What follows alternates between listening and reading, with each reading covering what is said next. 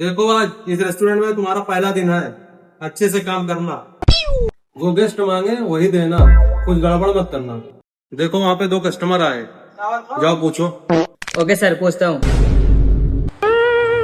Welcome sir, खाना यहीं पर खाएंगे या घर से खाकर आए हैं? आज तुम्हारा पहला दिन है क्या?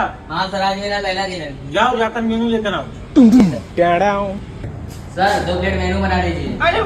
मेन्यू मेन्यू कौन सा डिश है जी? कौन सा कस्टमर है जी? मेन्यू उठा रहे हैं, दिनों देखते हैं। क्या जी इतना टाइम लगता है मेनू लाने में? अच्छा मेन्यू, अरे पागल सर मेन्यू मांग रहे हैं, ले जा लेकर आ। वो अलग ही लेवल का बंदा था। सर मेनू। अरे सर मेनू रहने दीजिए, जो खा रहा वही लेकर आइए। अच्छा ये वाला। हाँ हाँ वही लाइए। Okay sir. सर आप अभी रहने दीजिए, अभी ये लोग भी खाएंगे।